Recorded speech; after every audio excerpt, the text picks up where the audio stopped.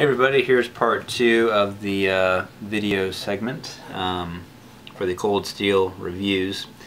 The second knife here that we're looking at is the cold steel Voyager. This particular model, they have a lot of different varying lengths of the blade. They have a medium, large, and extra large model, both in a clip point and then a Tanto point. If you don't know, I'll explain the differences in a minute. This knife here, this particular version of the cold steel Voyager, this is actually a discontinued model. You can tell because the textures here are different. Also, it doesn't have like extra finger grooves that kind of curve out a little bit more, which I understand why it's there. It's one of their little theories that they have, but it doesn't look as good to me. As it is, I don't like that it protrudes out as much, but if you consider this as a 5.5 inch blade, I'm willing to let that go. A couple things that I don't like about this. Mainly it has a plastic clip on the side here, pocket clip, just like the rest of the handle. I prefer metal pocket clips. Kind of tears up your pants a little bit more, but it's more durable in my opinion. Also, it's a lockback.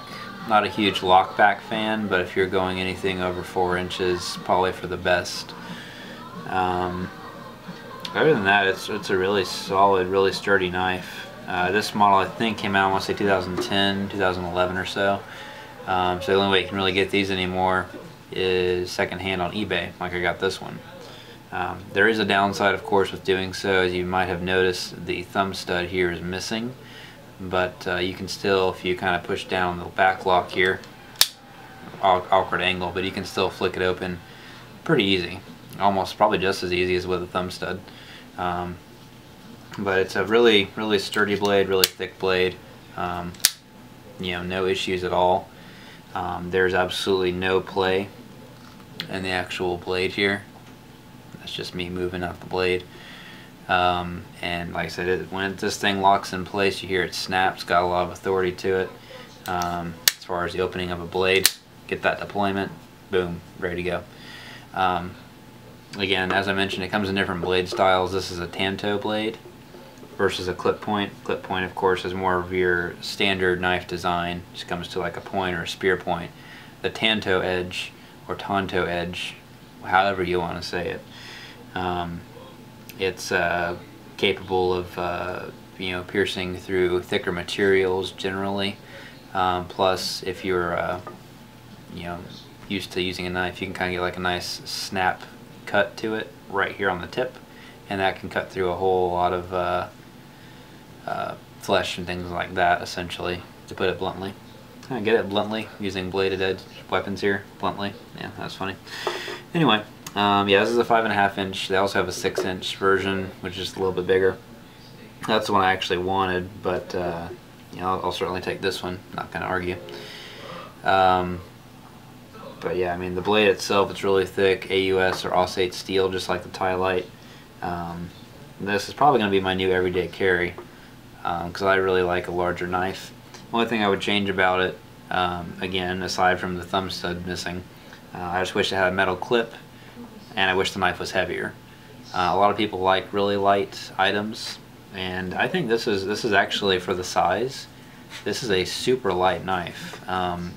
The weight is mainly right here between the little pivot and the bottom of the blade, but other than that, I mean, even up here and down here at the bottom, this blade's, you know, very light. Like I said, especially considering how big the knife is. Even though the clip isn't metal, I think it's cool that it's integrated into the actual handle. You know, with proper use, this thing's not going to snap off. Plus, it has a lanyard hole in the back. So I'm going to go ahead and zoom in a little bit, just so I can kind of give you another close-up here of the actual knife and the material. And this is this material here almost has like an iron cross type of basically they're connected, the crosses are linked together on the newer models. I just like this one. It's a lot more simple, a lot more smooth. Plus on the newer models there's like finger grooves here, like if you were to grip it kind of like with these 3 fingers or so, kind of gives you like a almost like a gun handle type thing they were going for, so you can flick the knife more if you're cutting it with the tip of the Tanto, as I mentioned earlier, but not really into that whole concept. There's the lock back, of course, and you can see the pocket clip is integrated with the Cold Steel logo. And it's got some nice grooves here that you can put for your thumb for extra grip. I might put some skateboard tape on the back, just a really thin line to kind of give you some extra gripping there. Actually, I guess that won't work with that opening up. Glad I tested that first, but you can always kind of cut through it. And of course there's the blade itself.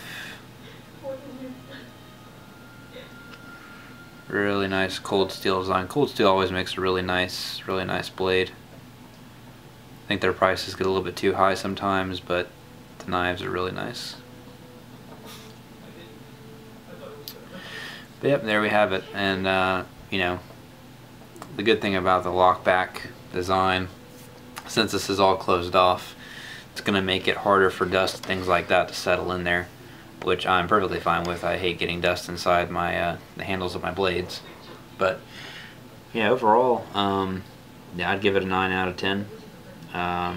The same rating, I guess, technically as my Tie-Lite, but this one's a lot more practical in my opinion. The only reason I don't give it a 10 is personal preference. But as far as craftsmanship, I would have to give it a 10. Like I said, Cold Steel always makes a great knife. They're expensive in comparison to some other companies like Benchmade or Emerson, but you're still getting a really good quality knife. So they're still a less expensive alternative, kind of mid-range, I guess you could say. But overall, it's a great knife, and I definitely recommend this Voyager or any of the other ones. So thanks for watching.